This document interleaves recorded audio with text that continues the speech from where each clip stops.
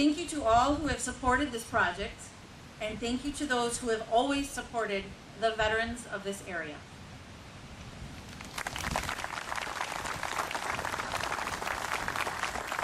Of 1953, during the Korean War, Bill forever distinguished himself throughout 18 hours of combat by courageously tending to wounded and dying Marines while under heavy grenade, machine gun, and rifle fire.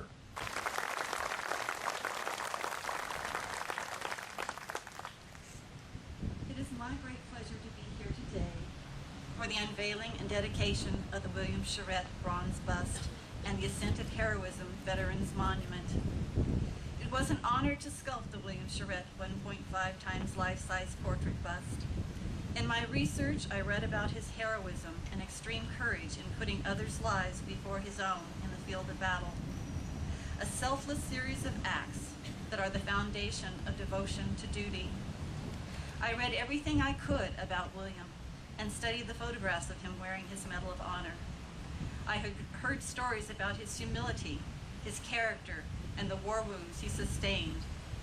All this information formed the inspiration for my sculpting of his portrait, but I wanted to capture more than his facial features in clay and convey even more than his character in this portrait. I wanted to imbue it with his amazing spirit. No small task, I know. I must admit, I am a hopeless night owl and like to sculpt late into the night and into the wee hours of the morning when most sane people are fast asleep. It is when the world is quiet I can hear and listen within and connect to a greater creative force. In those quiet, silent hours, when I am sculpting a memorial portrait, I ask the spirit of the person who has passed on, how do they want to be remembered? I ask them to guide my hands. I am often moved to tears as I sculpt, and so it was with sculpting William's portrait. The response from those who have already seen the portrait and who knew William has been overwhelming. They have said it captures his proud but humble character, his long neck, and the fine features of his face and his medals. But most of all, his beautiful spirit shines through his eyes, and they too have been touched to tears.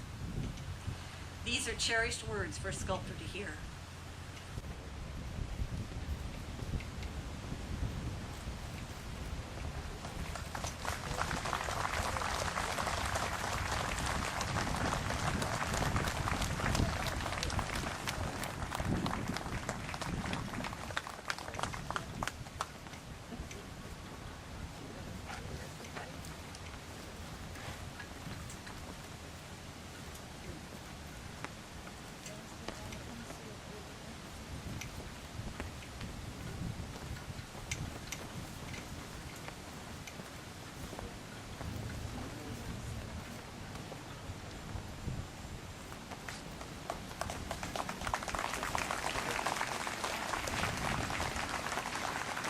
Thank you, I assure you, that moment is moving for us.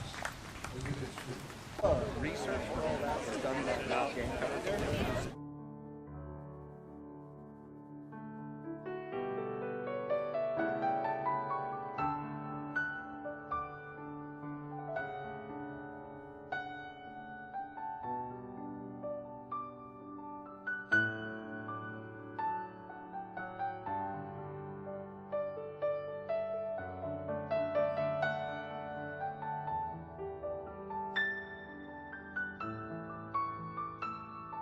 It's the veterans who's always at the tip of the spear.